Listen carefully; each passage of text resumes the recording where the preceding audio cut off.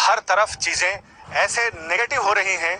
दिल्ली सरकार कहती है कि खेतों से जो पराली जलाई जा रही है उसका धुआं आ रहा है, उसका प्रदूषण है, लेकिन हम आपको दिल्ली में शहर के बीचों बीच प्रदूषण के उस खदान पर लिए चलते हैं जहां से न सिर्फ धरती का प्रदूषण बल्कि आसमान का प्रदूषण भी है। ऐसी जगह जहां पराली नहीं बल्कि कचरा जलाया जा रहा है और जिसका जहरीला धुआं लोगों के फेफड़ों तक असर कर रहा है। दिल्ली में जगह जगह जो ये कूड़े के ढेर लगे हैं जहां पर ये प्रदूषण की चीलें मंडरा रही, सिर्फ यही चीलें नहीं, प्रदूषण की चीलें और धुआं भी है। सूरज बिल्कुल नाकाम सा दिखाई दे रहा है उस केंद्र सरकार की तरह जिस पर लगातार आरोप लगाए जा रहे हैं कि ये केंद्र कुछ नहीं कर रहा। फिलहाल केंद्र, राज्य, तमाम जितने प्राधिकरण हैं सब सवालों की निगाहों में है, सवालों के घेरे में है। आखिर समय रहते इंतजाम क्यों नहीं किए गए? हम ऊपर चलते हैं और देखते हैं धुआं कहां से पैदा हो रहा है। हरियाणा का धुआं, उत्तर प्रदेश का धुआं, पंजाब का धुआं यहाँ तक आ भी पा रहा है या नहीं, और यहाँ दिल्ली कितना प्रदूषण, कितना धुआं इकट्ठा कर रही है। आइए हम आपको लिए चलते हैं और आगे बढ़ते हैं। यहाँ कहीं तो अपने आप भी आग लगती है कचरे में, और कहीं वहाँ पर पूरा प्लांट लगाया हुआ है जहाँ पर कचरे को जलाकर नष्ट किया जाता है, खाद बनाई जाती है। हम कुछ लोगों से यहाँ बात करते हैं जो यहाँ पर कचरा बीनते हैं और उससे अपनी रोजी रोटी तलाशते हैं इन कचरे में। हेलो, हाय। आपसे एक मिनट बात करनी है भाई साहब। ये कचरे में आग किधर लगाते हैं और क्यों लगाते हैं फिर इसको खत्म करने को? ये सब आप ही लगती है, लगाता कोई नहीं है। कैसे कैसे लग जाती है? अब ये तो कूड़े में जो क्या क्या चीज आती है कूड़े के अंदर, और उसमें ये प्लांट में क्या होता है? प्लांट की पता नहीं जी क्या हो रहा है उसमें, क्यों अंदर कोई जाता नहीं। अच्छा, यानी आगे प्लांट भी लगा हुआ है जहाँ कचरे को जलाया जाता है, और बाकी इधर आगे भी हम चलते हैं जहाँ से धुआं उठता हुआ दिखाई दे रहा है। उधर हम देखते हैं कि शहर के बीचों बीच ये कैसा धुआं है, ये कैसा प्रदूषण है, और इससे लोगों के फेफड़े कैसे चोक होते जा रहे हैं। साल दर साल धुएं की मिकदार बढ़ती। और हम आपको ये भी बता दें कि दिल्ली में प्रदूषण का ये सबसे डेंजर लेवल है और इससे बच्चे बहुत ज्यादा प्रभावित हो रहे हैं। 1800 स्कूल बंद कर दिए गए हैं। बुजुर्गों और बच्चों पर सबसे ज्यादा खतरा है। ख्याल तो आपको और हमें भी अपना रखना होगा। डॉक्टर मलिक, कैसे, क्या ये एक दिन में प्रदूषण बढ़ गया? क्या एक दिन में अचानक से दिवाली के बाद हम इस तरह की स्थिति दिल्ली में देख रहे हैं, या इसके कारण डॉक्टर मलिक कुछ और है? देखिए, ऐसा दिवाली से डेफिनेटली इसमें कोई दो राय नहीं है कि प्रदूषण बढ़ गया है, लेकिन ये नहीं है कि सिर्फ दिवाली ही है जिसके ऊपर कि हम इसको ब्लेम कर सकते हैं। प्रदूषण का स्तर वैसे भी WHO के आंकड़ों के हिसाब से Delhi is one of the most polluted cities.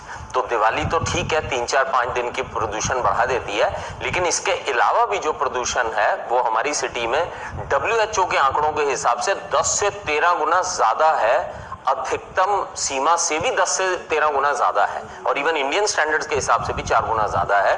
तो प्रदूषण दिवाली से प्रेसिपिटेट जरूर हुआ है, लेकिन ये तो थ्रू आउट द ईयर ही रहता है। बच्चों पर कितना असर पड़ा है, बुजुर्गों पर कितना असर पड़ा है, सांस के मरीजों को किस तरह से परेशानी हो रही है? डॉक्टर मलिक, हम आपसे जरूर पूछेंगे, लेकिन सुनीता जी, जो हमारे पॉलिटिशियंस हैं वो जो बात करते हैं वो आम इंसान को हमें समझ में नहीं आती। कोई कहता है कि पंजाब में कूड़ा जलाया जा रहा है, फसल का जो बचा हुआ हिस्सा है वो जला रहे हैं इसलिए ये सब हो रहा है। कोई कह रहा है कि कुछ और वजह है। जिन्हें इंतजाम करने चाहिए, जिन्हें सबसे ज्यादा जिम्मेदारी लेनी चाहिए, वो ये बात कहते हैं। आपकी स्टडी क्या कहती है, आपका रिसर्च क्या कहता है, क्यों आज ये स्थिति दिल्ली की हो गई है कि हम सांस तक नहीं ले पा रहे हैं? सुनीता जी। देखिए, जो डॉक्टर मलिक ने कहा बिल्कुल सही कहा, और ये याद रखने बात है कि हर साल जब सर्दी पड़ती है तो प्रदूषण बढ़ता है, और हर साल बढ़ता जा रहा है। उठाएंगे उसको रोकने के लिए तो आप भी समझ सकते हैं, हर दर्शक समझ सकता है, वो समस्या तो बढ़ती जाएगी। अब आज की समस्या क्यों?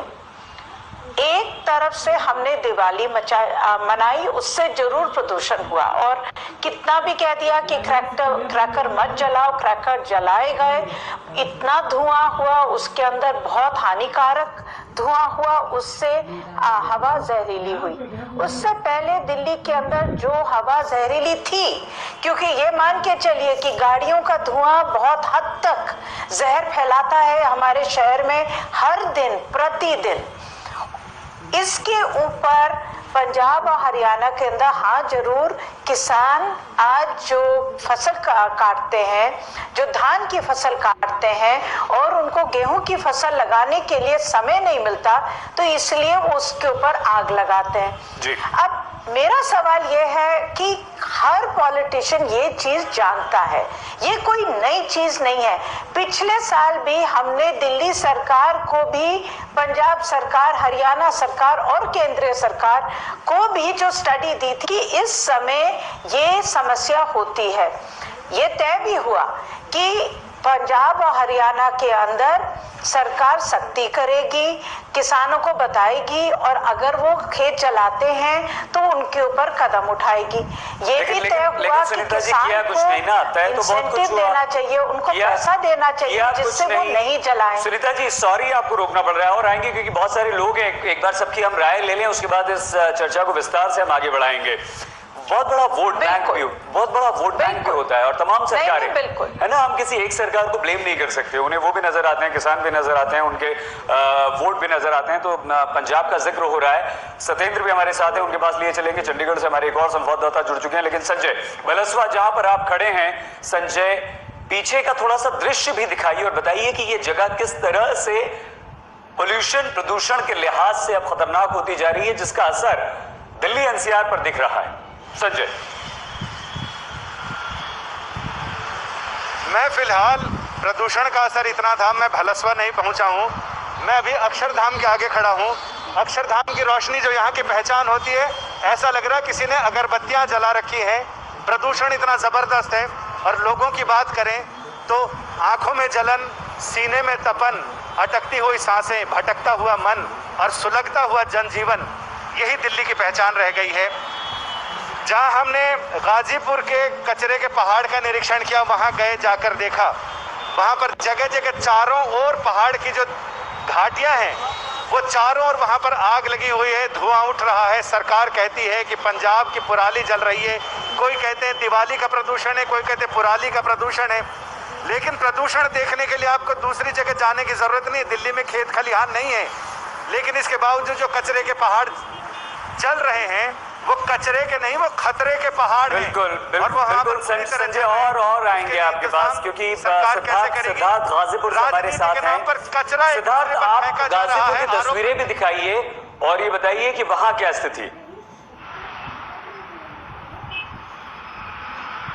सहित मैं बिल्कुल गाजीपुर की तस्वीरें दिखाऊंगा, अपने कैमरामैन से कहूंगा कि इस समय जो स्थिति दिख रही है वो दिखाए। गाजीपुर का जो कूड़े का ढेर था वो इस समय नहीं दिखाई दे रहा, यानी इतना ज़्यादा धीरे धीरे धुआं बढ़ा हुआ है।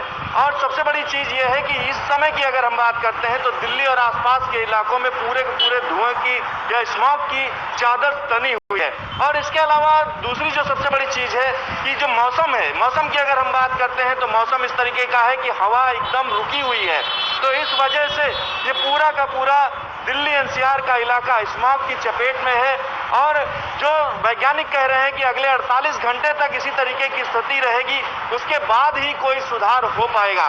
जो स्थिति है ये काफ़ी खतरनाक है, बच्चों के लिए, बूढ़ों के लिए, स्वस्थ लोगों के लिए, सबके लिए खतरनाक है, क्योंकि PM 2.5 का जो जहर है वो किसी भी तरीके से आप रोक नहीं सकते। जो तस्वीर आपने दिखाई अपने आप में वो ये बयां करती है कि दिल्ली में स्थिति इस वक्त क्या है। 6:15 बज रहे हैं शाम के और ऐसी भी ठंड नहीं पड़ने लगी है कि पूरी तरह से अंधेरे में डूब जाए, लेकिन लगता यह है कि रात के 10-11 बज रहे हैं, इस तरह की स्थिति है। जल्दी से चंडीगढ़ लिए चलते हैं क्योंकि सवाल ये खड़े हो रहे हैं कि पंजाब हरियाणा में जो फसलें जलाई जा रही हैं, फसलों का कूड़ा जो जलाया जा रहा है, वो एक वजह है। सत्येंद्र, क्या वाकई ये एक वजह है? देखिए सईद, ये वाकई में एक वजह है और जैसा कि सुनीता जी ने भी अभी बताया था, मैं उनके जो उन्होंने बताया है मैं उसको समझाने की भी कोशिश करता हूं कि जहां पर मैं खड़ा हुआ हूं फिलहाल, थोड़ी सी आपको आग सुलगती हुई भी दिखाई दे रही है और ये धान का खेत है। दरअसल वजह क्या है कि किसान इस खेत में आग लगाता है, मैं आपको समझाने की कोशिश करता हूं। ये जो धान का फूसा है, ये फूसा नीचे तक जमीन में गड़ा हुआ है। अब अगर इस पूरे फूसे को निकालना है तो किसान को बहुत भारी लेबर यहां पर लगानी होगी और इसमें समय बहुत लगेगा। लगेगा। लिहाजा किसान क्या करता है, एक माचिस की तीली ली, आग जला दी और आधे घंटे में तकरीबन 1 एकड़ जमीन जलकर साफ हो जाती है और इससे किसान का समय बच जाता है, थोड़ा सा खर्चा बच जाता है। लेकिन कहा यह भी जा रहा है कि ये जो पराली इसको बोलते हैं, जो कि भूसी होती है धान की, अगर इसको इकट्ठा कर लिया जाए तो इसका कई तरीके से इस्तेमाल हो सकता है। दूसरी वजह मैं आपको बताना चाहूंगा, पंजाब जो है पठानकोट से लेकर मोहाली तक अगर आप आते हैं, हिमालय की जड़ में बसा हुआ है और जो हवाएं हैं वो पश्चिम से आती हैं और उत्तर पूर्व की तरफ जाती है। बिल्कुल, जो हवाएं पश्चिम से आ रही है, बिल्कुल सत्येंद्र, और दोबारा आपके पास आएंगे क्योंकि जल्दी जल्दी सुनीता जी जो उपायों की आप बात कर रही थी, आपने कहा ये सब कुछ तय हुआ था, सरकारों को करना था, कुछ गंभीरता नजर क्यों नहीं आती है? क्यों क्या लगता है आपको, कहाँ कमी? यही देखिए, मैं क्या बताऊं आपको, मुझे तो रोना आता है। मुझे तो यही समझ में नहीं आता कि पिछले साल भी यही बात हुई। सरकार बिल्कुल जानती है कि समस्या क्या है, समाधान भी पता है, कुछ हद तक ये भी हम जानते हैं कि क्या करना है, मगर समस्या सबसे बड़ी है। और मैं देख रही हूँ कि फरवरी तक जब सर्दी रहती है तब तक धुआं बिल्कुल सामने रहता है। हम सब तराई कहते हैं कि प्रदूषण है, और उसके बाद जैसे थोड़ी भी मौसम बदलता है तो सरकार का ध्यान बिल्कुल हट जाता है।